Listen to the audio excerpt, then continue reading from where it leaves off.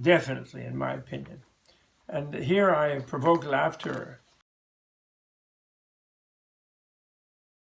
Here the Dalai Lama laughs because I was a Buddhist monk briefly in my 20s for about 4.5 years. I was formally ordained about a year and a half. And I lived like a monk, celibate and abstemious, and with the vows of poverty and study, and etc. For another 3 years before that. I was like a novice, you could say. And then after a while, I quit. I resigned. And I decided in my case, I had to be better to be a lay person. And after doing that, you know, my wife rightly doesn't take responsibility. It wasn't like I fell head over heels and rushed off and ripped off my robes.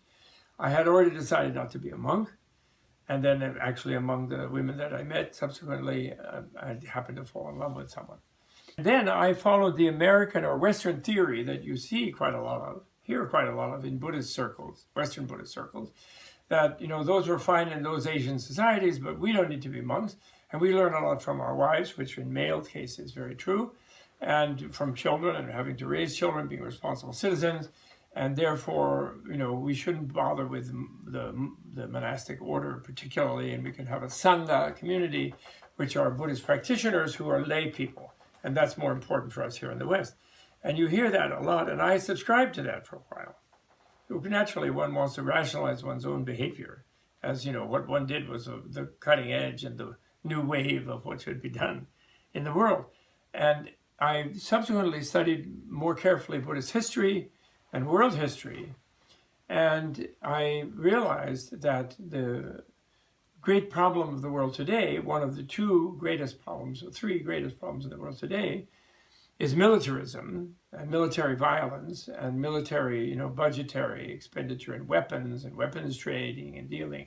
This is a huge problem and could be self-destructive of the human species on this planet, at least. And I realizing that, and then I looked in history to where has there been a social antidote to militarism, and lo and behold, to my amazement, I discovered the only effective one in history has been monasticism as an institution. And there are different kinds of monasticism. They're not all, of course, the same. But the idea that the male, particularly male, but female also, but particularly male, that the males of a certain age would put that kind of macho, do or die attitude that we find in military training into finding the nature of their reality, gaining control over themselves, developing self-restraint, developing compassion and positive, also a strong positive mentality, wisdom, and overcoming ignorance and greed and hatred and envy and pride and this sort of thing in a sort of militant manner, like a military. That's monasticism. And Buddha was raised to be a general, I realize. You know, I guess we all assumed that Buddha went to a liberal arts college when he was a prince in addition to partying. But he didn't. He went to a military academy because he was a prince, and princes are expected to be commander-in-chief of the society, so they have a military training. Of course, they do learn some liberal subjects, but they are trained to be generals and to marshal bodies of men to fight to defend their nation state, or, you know, a little bit blown up tribe into a city state, and in his era. And so he founded an institution that was a counter-military institution, actually, where people would receive the respect and the veneration and the subsidy in society that normally only soldiers receive. And in founding that, he created this antidote in society to violent militarism. In a way, you could say, to violent non-violence.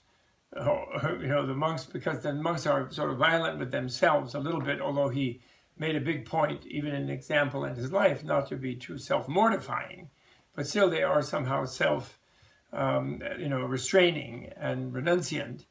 And so that in that sense, like a soldier. And they, like soldiers, shave their heads not to have lice in barracks, and they don't have women in the barracks in the old-fashioned story, but which means they behave badly because they're not fully celibate by vow, but they are celibate in practice. And monks are celibate by practice and by vow. They shave their heads because they live in dormitories a little bit, or in close quarters with other monks when they're not living in nature in the societies with the climate appropriate to that. And so monasticism, now since militarism is our major planetary problem, one of our major planetary problems, a really dominant one in the sense that it could lead to our self-destruction, then we need the services of a social antidote to that social institution that is so powerful. And therefore, Catholic monasticism, which already exists, is an important institution, irrespective of whether the view is a Buddhist view or any other view.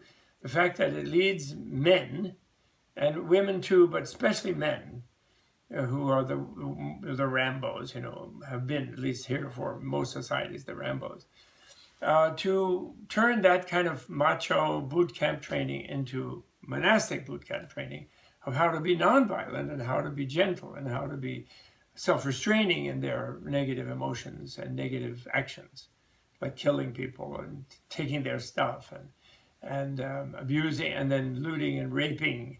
That's a society that you conquered and so forth, which soldiers do. And those are the really wrong things to do with other people and unethical things to do. So very much, and therefore His Holiness teasingly says, I'm the most enthusiastic ex-monk about monasticism. He thinks that's very funny.